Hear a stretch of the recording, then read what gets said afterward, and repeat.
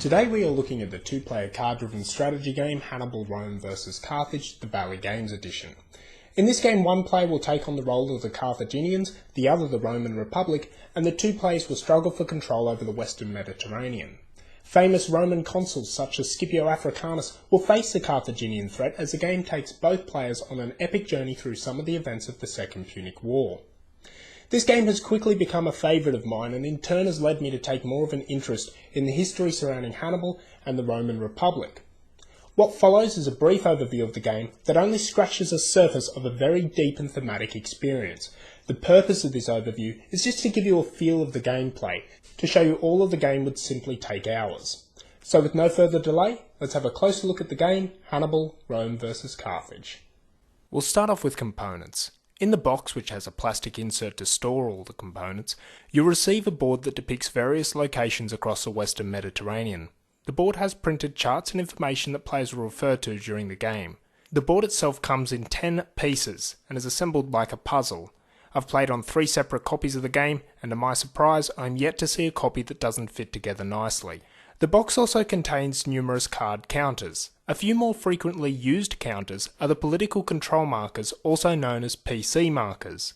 These are used to represent which side has political control of a space on the board. Political control is very important in this game, and it is ultimately what can decide a winner. These here are combat units, also known as CUs. These are used to represent the size of an army. CUs will usually be under a general's command. Which brings me to the next type of counter, the army's generals themselves. These have printed on them the general's name, a strategy rating on the left, and a battle rating on the right. They stand upright by the use of the supplied stands. I have seen a copy of the game with the stands that have started to split due to the pressure of the counter inside, but mine is near new and I'm yet to have a problem with that. There are 2 dice included, one d6 with Roman numerals for the Roman player, and one Carthaginian d6. As you can see, this is a very unique die. There is a chart players can refer to on the summary sheet that translates the symbols. The summary sheet itself was quite useful to reference rules, although I have printed other user-submitted aids from the Board Game Geek database that I find easier to reference to. We then move on to the 2 separate decks of cards. One deck is called the Battle Deck, which is put aside and only used when a battle occurs. The second deck of cards is the Event Deck. This is a deck of cards that drives a game, so I'll discuss now in more detail how these cards work. Players at the beginning of a turn will be dealt a hand of between 7 to 8 cards. Players will take turns playing these cards until both players have run out of cards to play, at which point a new turn begins. Event cards can usually be used in one of 2 ways by the active player. They can play them for the event or the operations points. An event, however, can only be activated by the player if the event is associated with their side, otherwise they must use the card for the operations points. The way to tell if an event is associated with your side is by the colour of the circle here. Red means the card is associated with the Romans, blue the Carthaginians, and the split red-blue circle indicates that either side may use the card for the event. When choosing to activate the event, you read the text aloud on the card and follow the text instructions.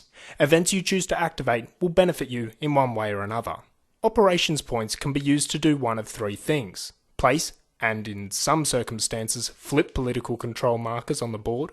They can be used to activate a general, or the ops points may also be used to raise troops. I'll touch briefly on each of these options now. Placing political control markers means that you place one of your political control markers on any vacant space on the board. The number of political control markers you are permitted to place is that of the operations points on the card that you played. So here I have a 2 ops card, I can place 2 PC markers in vacant spaces. Having political control in this game is crucial to assist you in a victory. When you are placing PC markers, you are doing so intending to be in control of at least some of the 18 provinces of importance. Provinces are usually the locations separated from one another by the brown lines on the board. To be in control of a province, you need to have the majority of individual spaces in that province to contain your own political control markers. At the end of each turn, there is a victory check phase. At this point, players will count up how many provinces they control. The player with more political control over the provinces will force their opponent to remove some political control markers from the board. If the losing player does not have the appropriate amount of political control markers to remove, they will lose the game immediately. Forcing this to occur is one of the winning conditions.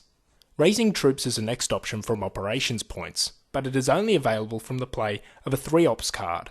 It allows you to add a single combat unit to an army in the field under a general's control. In our games at least, this is not a very common occurrence, as 3-ops cards are very useful for other things. Activating a general is the third option, and this is likely to occur several times in a turn. Within this option, numerous events may be triggered, of which I will only cover a select few here.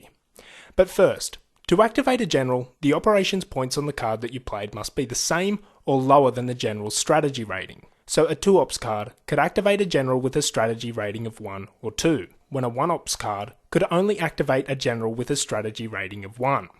A 3-ops card can activate any of your army's generals because no general has a strategy rating greater than 3. When you activate the general, you can move him and his army up to 4 spaces on the board. This could be to position him where it will give you a political advantage, it could be to move him into a defensive position, perform a siege on walled cities such as Rome and Carthage, and players can win the game instantly by doing this, although sieges on Rome and Carthage is something that should be planned well ahead of time, or it is simply a waste of operations points. Moving a general is also how players will initiate a battle with opposing generals. Battles also play a big part in this game, as you probably could imagine. By battling, this is how players can establish and prove their power in a region. That said, it is not uncommon for 2 generals from opposite sides to be near one another, only to avoid each other. In some cases, this decision will be based on fear, as one general will have a larger force or simply be a better tactician. In other cases, a battle might just not be part of the general's plans. But battles will occur, and that much you can be sure of. When a player moves a general into a space occupied by a general from the opposing side, they do so with the intention to initiate a battle. The defending player can attempt to avoid battle, but for the purpose of this overview, we will assume that both generals have begun lining up their troops.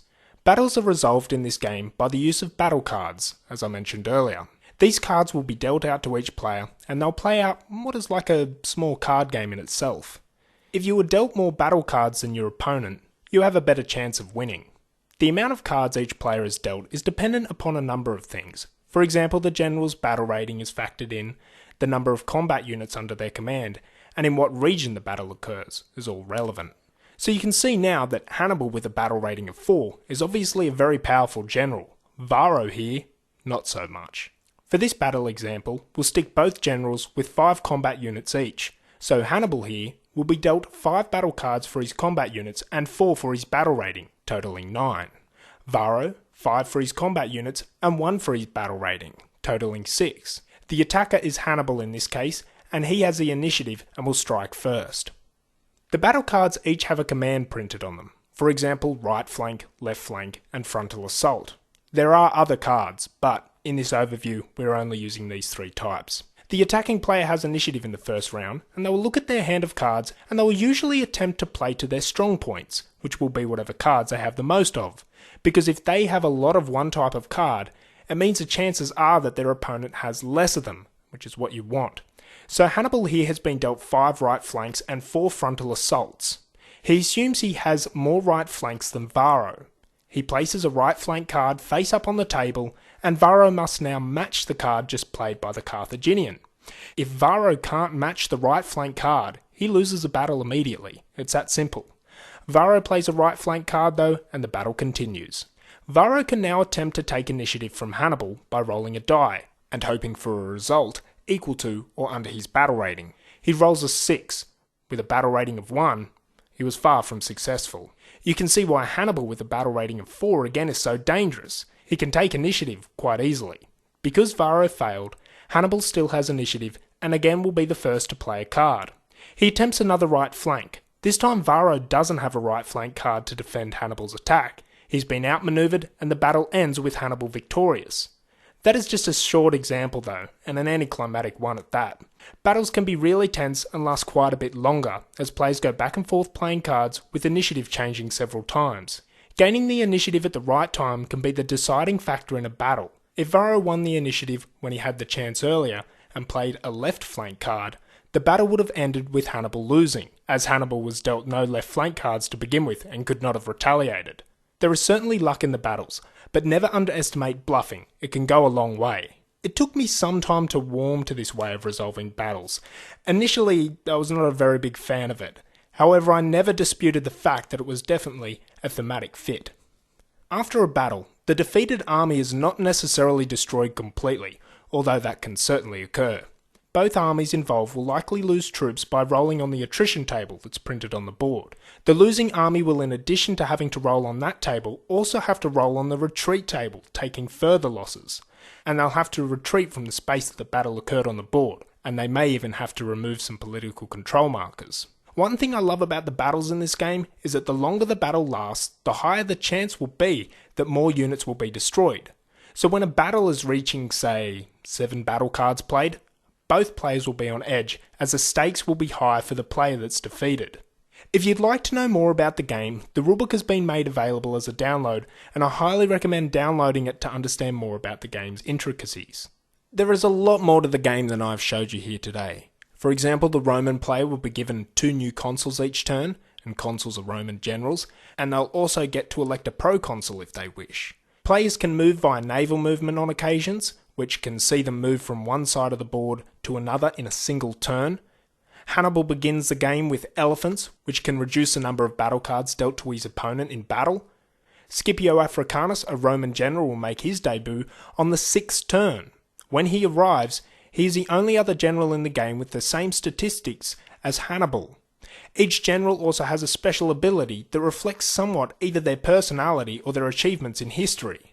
For example, Hannibal is the most feared general in battle, as his ability gives him more tactical options during battles. Scipio Africanus is particularly good at sieges, almost persuading the Roman player to head for Carthage upon his arrival. Fabius Maximus, a Roman dictator, is more likely to be able to avoid a battle. If you know some of the events surrounding the Second Punic War, you'll understand why these abilities are particularly suited to the generals. Now, whilst I could see the potential that the game had prior to having researched the history behind the game, knowing even just a small amount of the history takes a game to a level of enjoyment that is not even comparable. And the reason for this is that other than the abilities of the generals, history is incorporated into so many aspects of play. For example, at the time of the Second Punic War, Rome had naval supremacy. This means that naval movement in the game for the Carthaginians is at times a risky choice, but it's not so much a problem for the Romans. Now, the only other way that the Carthaginians can get access into Italy other than by the sea is by crossing the Alps, which of course is what Hannibal actually did. Crossing the Alps, however, is a task in itself and may result in a good amount of combat unit losses. Still, given the restrictions of naval movement for Carthage, Carthage is likely to choose to cross the Alps at some point in the game, and probably with Hannibal. Some may consider this part of the game to be somewhat scripted. My opinion is that whether or not Hannibal crosses the Alps, in the scheme of things, is kind of irrelevant, because within this event occurring, there is so much room for variety. Having Hannibal cross the Alps made a likely occurrence is, in my opinion, just one example of history being incorporated into the game. Does Hannibal have to cross the Alps? No. But just as in history, it seems that it is the Carthaginians' best option. Now, with the special abilities of the generals and the different leadership benefits, what has surprised me about the game is that no one side seems to be more powerful than the other in the long run.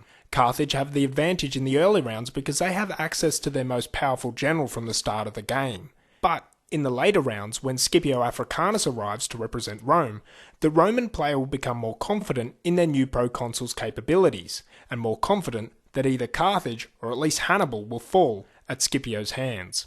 Now, like in any card-driven strategy game, or at least in any of the ones that I've played, the player who is most familiar with the event deck will have a slight advantage. I recently lost Scipio Africanus shortly after his arrival, simply because he was placed in Capua, at a time that a Carthaginian event was activated that saw Capua change sides and destroy any units in Capua. Had I known that that event existed, I'd have placed Scipio elsewhere, and the game potentially would have played out differently.